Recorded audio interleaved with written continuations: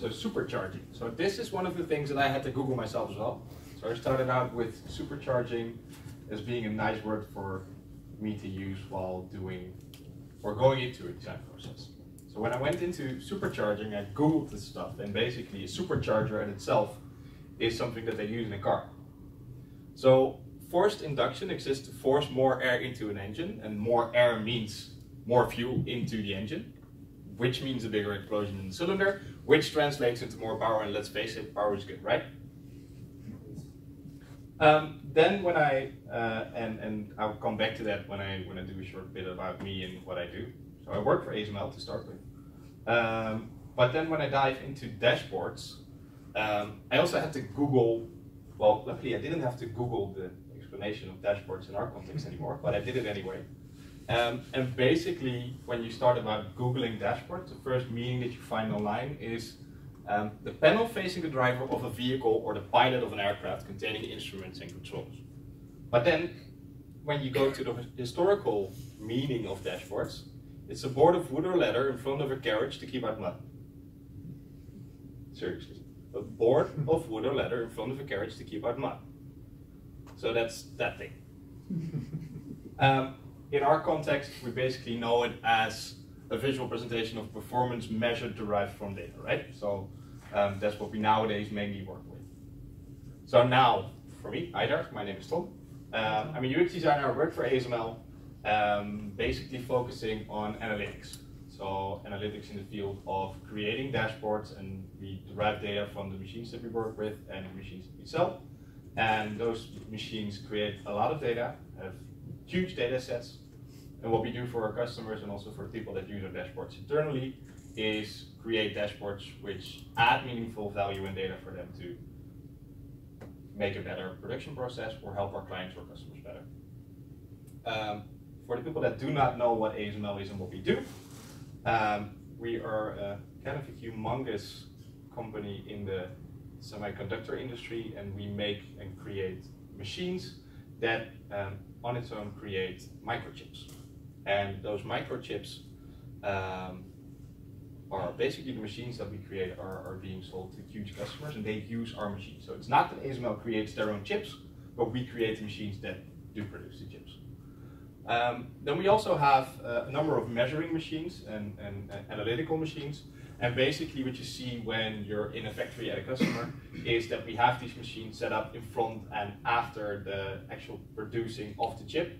And with that we can check the actual quality of the chip itself. We can go deep diving into the production process to see how well that actually went, what we have in terms of the speed of the chip, the connections that are being made in the chips, the overall quality, but also the production process itself.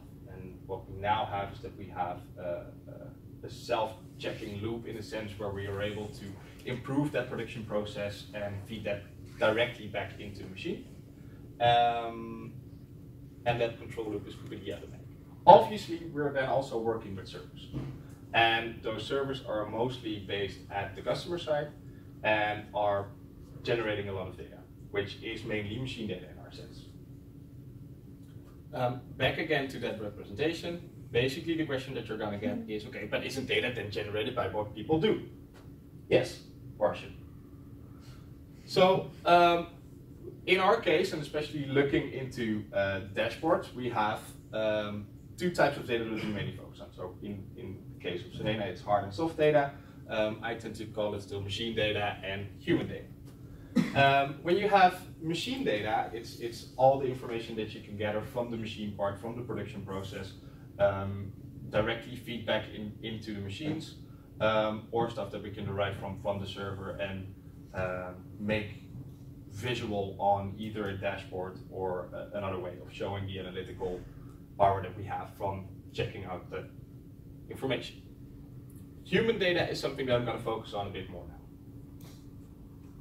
now. So data can only, and this is something that I started wondering about when I started improving the dashboards that we're working on in a better way. And basically what you say is, okay, data can only be, and human data specifically, can only supercharge when there's an understanding of the people that use that data. So in that sense, it takes us back to the people that actually use our dashboards and actually use the systems done and our machines, because if we understand them in a better way and we understand what they are working on and how they are working and what their roles are within their organization, we are better at interpreting the data that's being generated of it. So how do we create that understanding? This was me back in the day. So it went a lot better. No, basically from ages ago we've been doing user research, right? So as a UX designer, but also as a UX researcher, we have all these tools in creating and generating and getting insights in numerous types of data. And we do that by usability benchmarking, we do that by gathering customer feedback, we do A/B testing, we do eye tracking, CAM studies, interviews, ethnographical field studies, you name it. Obviously, always do your research. And I think for the people in this room, this is quite a familiar statement because we always have to do our research. But then again, it's always very important that you keep focusing on the actual gathering of information and doing your own research besides diving into data sets. Things that you, for instance, would want to focus on is who are the people that are using our machines or that are going in our processes, or what do they do? What is their role within the organization that you are delivering your products to, or maybe within your own organization? How do they use that platform? Within the platform, so, and this is within, again, the context of dashboards that I'm designing and trying to improve, what is the path that they take? How are they navigating through those dashboards? Why do they take this path? It could be that they're like sticking around on a certain step for quite a significant amount of time. Are they thinking about it? Is it not clear for them? And what is the intent? So what is the intent of people for, again, in my situation, visiting dashboards or using dashboards? Is it about analysis? Is it about making trend plots? Is it troubleshooting, reporting, or just showing off what you have or what you can visualize for yourself? And in that context, it's always how and when does this become an added value for people? And that is also something that you have to do by yourself. So how can we start supercharging that? Automated tracking. And basically what I mean by automated tracking is that you have, we already have like several instances and we have tools to do our tracking. So we have, when you're looking at mobile apps, we have Annie that does some tracking in how do you have the statistical path that people take through your application? Where do they get stuck? Where are they able to advance? And so you have several things. In the situation where we are working in and we're building our own dashboards, we're doing it ourselves through JavaScript implementations. And then basically it enables us to get more in-depth clickstream information. So how long are they hanging around something? Where are they focusing on? Why are they focusing mainly on favorite or tracked KPIs? So what are the KPIs that they're looking at most often? And why are they so important for that particular person? Or for instance, most common application flows. So when they go into your application or they open up your dashboards, it could be that a particular user always takes a specific path to, for instance, a specific KPI that he wants to check out. Why? Okay, but when you start arriving into that step and you're starting to deep dive into, okay, now it's all good and well that we're tracking all these extra things, but basically what you're creating is an extra bucket of information next to the machine data that you're already having. Yes, completely right. And what will we do with that? And what am I trying to do with that within ASML as well? Combine that extra bucket with algorithms. Algorithms? Yeah, algorithms. So I'm gonna tell you a little bit more about how we are gonna do that or how we are planning to do so. And basically what we're trying to come up with are algorithms that are able to interpret that information and all the information that is being gathered by themselves and make assumptions or suggestions based upon what it's seeing. So it could be, for instance, and then again, for now, we're really trying to keep this simple and clear, but it could be the case that you have person A, which takes path A2 most often. And then path A2 could be that it opens up a dashboard or tooling or the platform that you can visualize your dashboards, directly goes to a specific dashboard, and then starts looking at a subset of KPIs. For the people that do not know, by the way, the term KPI that I use are, for instance, really specific trackable statistics within either our machine data or usage from our machines or whatever. And he looked at KPI set 3A. The assumption you could take from that is that then provide KPI set 3A on the home screen next time when person A opens the platform. The only way that you have to, or the thing that you have to be wary of here is that you have to learn either an algorithm or you have to do it initially by yourself or hard code it, I don't know yet, not thinking about the technology yet. But what you need to be wary of is who is the user that's logging in, or who is the person that's logging in, what's his role, what could be his intent again, what is important for him, why is that important for him, and that's all stuff that you gradually want to get into. So then again, we have that machine data. You're going to sum that up with the track data. You pull that through an algorithm, which basically starts automatically propose dashboards with KPIs for that particular user.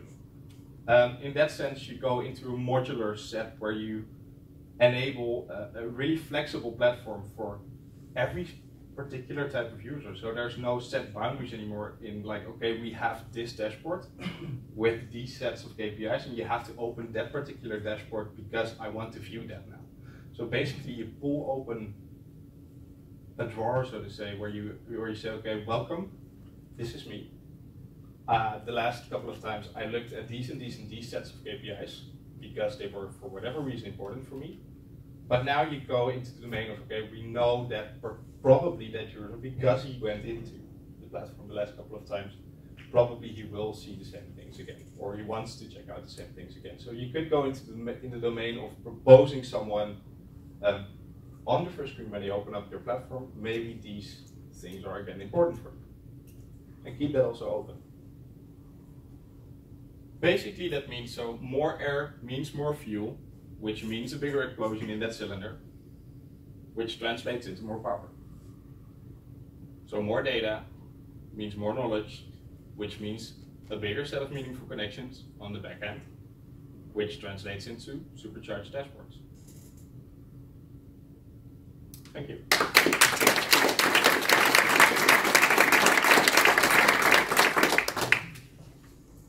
Questions?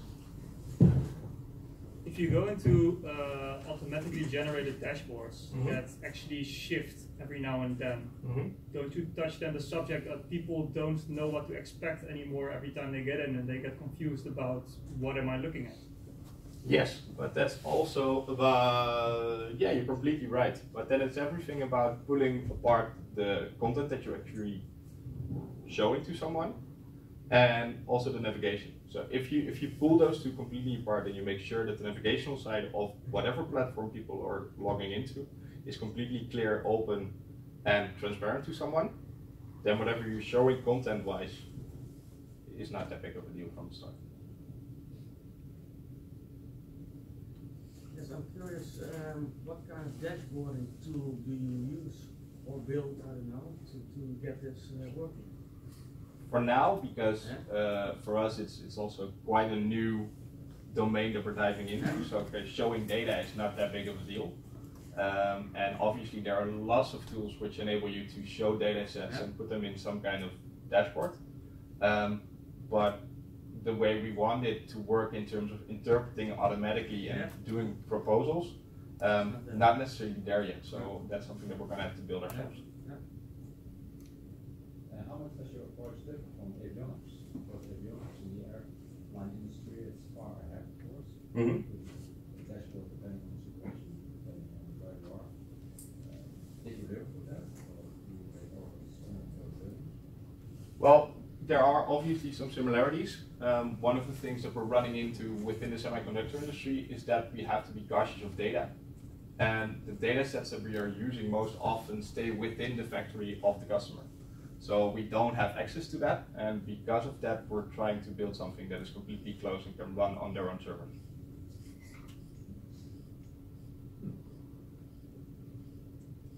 So what's your key takeaway here? Use machine learning to optimize your dashboards? Yes. Is there a risk of creating a filter bubble? So somebody comes to the company and gets presented with data and doesn't know what else is available? Sorry, I didn't get that. Is there a risk of creating a filter bubble? So a new person comes in, doesn't know what data is available, and is only presented with the ones that have been pre-selected? Normally, yes. Completely agree with you, but again, with the case of, well, within the context of ASML, the people that will be logging in log into a platform with a really conscious reason, knowing what they're looking for. So in that sense, I'm not really afraid of that, but normally I would completely agree with you. Do you also measure the effectiveness of the dashboard? Not yet. Going to, yes. How do you enable access to the dashboard? An easy way, optimal way? Is it a smartphone or? For now, it's not going to be a smartphone. We're thinking of an online environment. So one central spot where you enable different types of users to come into, and then basically it caters towards that specific visitor. That's the approach for now, but as we're still discovering and also working towards something, it's being continuously tested. So it's also seeing and just trying to understand what is the best approach there for our user base in that sense. So thing I got from the talk is that it's more a design approach towards dashboards. Have you also thought about other applications for this design approach? For instance? I wouldn't know. So like the whole modular adapt the environment to. So instead of a dashboard going into a different. No. Exactly like the design idea that you have. Could you also apply that to other situations? Like my question, like, did you think about that? Oh yes, most definitely. I think. Yeah. It's looking at a way of combining small smart ways of getting something that is mostly driven, as we know it now, by hard data, and giving it an intuitive layer in a sense. And what we're trying to do there is also add in some modularity, because we want one single entrance point for people, and we don't want them to have to start up several different dashboards, for instance. So yeah, from an approach point of view, I definitely think so. Yeah. What do you see as the biggest advantage for the user of the supercharged dashboard instead of a normal dashboard? For now, the biggest advantage would be getting quicker to the stuff that you want to see. So what you see now is that the data sets that these people have to handle and that they have to dive into are so complex and so dense that sometimes it takes them, yeah, it could take up to a couple of hours to get actual results in terms of, okay, these were the calculations that I wanted to do, and this is the report that I wanted to generate. If we can, and probably that's also for different domains, but if you look into the semiconductor domain, every single second counts when it comes to costs. The faster you are with analytics and the faster you can report out and do your calculations, I would say the more valuable your product becomes. So the faster we get them to the right KPIs with the right calculations, the better job we're doing, I would say. Yeah.